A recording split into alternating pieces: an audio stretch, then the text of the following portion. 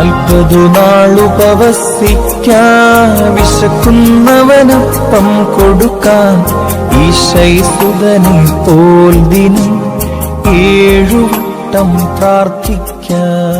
ബലഹീനരുടെ അപേക്ഷകളും അനുതാപികളുടെ കണ്ണീരും മുൻഫലമായ കാഴ്ചകൾ പോൽ കൈക്കൊള്ളുവോനേ നിനക്കു സ്തുതി. ത്രിയേക ദൈവത്തിന്റെ മഹത്വം. വെള്ളം അത് സൃഷ്ടാവിനെ കണ്ടു, അത് രൂപാന്തരപ്പെട്ടു. നാം നമ്മുടെ സൃഷ്ടാവിനെ കാണുവാനും രൂപാന്തരപ്പെടുവാനും ഒരു പുതുക്കം പ്രാപിക്കുവാനും ഈ ദിവസങ്ങൾ ഇടയാവണം.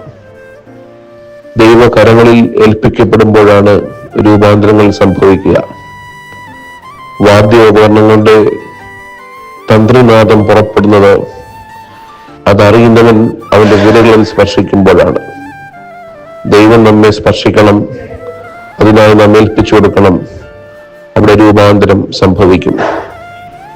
2, വെള്ളത്തിന്റെ സാന്ദ്രതയേക്കാൾ കുറവാണ് വീഞ്ഞിന്റെ സാന്ദ്രത.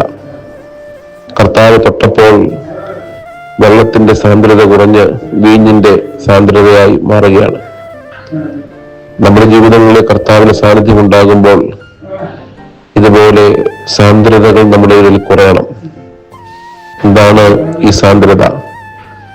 ചില ഗർവുകളുടെയൊക്കെ, ചില അഹങ്കാരത്തിന്റെയൊക്കെ തലകളിൽ താഴുന്ന, സാന്ദ്രത കുറയുന്ന വീഞ്ഞായി നാം മാറണം. 3, പഴകുന്തോറും വീര്യം കൂടുന്നതാണ് വീഞ്ഞ്. ജീവിത ബന്ധങ്ങളുടെ നൈർമല്യതയും വിശുദ്ധിയും നമ്മുടെ ജീവിതങ്ങളിലാകോളം ആസ്വദിക്കുവാൻ ഇടയാവണം. വ്യക്തിബന്ധങ്ങളും ദൈവബന്ധങ്ങളുമൊക്കെ എത്രമാത്രം ദിവസങ്ങൾ കഴിയും തോറും ദൃഢപ്പെടുന്നു എന്നുള്ളത് ഒരു പുനർവിചിന്തനമാവണം. 4, വീഞ്ഞ് ഒരൗഷധമാണ്. ഈ നോമ്പിൽ അനേകർക്ക് ഔഷധമാകുവാൻ, സൗഖ്യമാകുവാൻ നമുക്കിടയായിത്തീരണം. ഈ വിധത്തിലുള്ള നല്ല മാറ്റങ്ങൾ നമ്മുടെ ജീവിതം ഉണ്ടാകുവാൻ ദൈവം സഹായിക്കട്ടെ എന്ന് പ്രാർത്ഥനാപൂർവ്വം ആശംസിക്കുന്നു.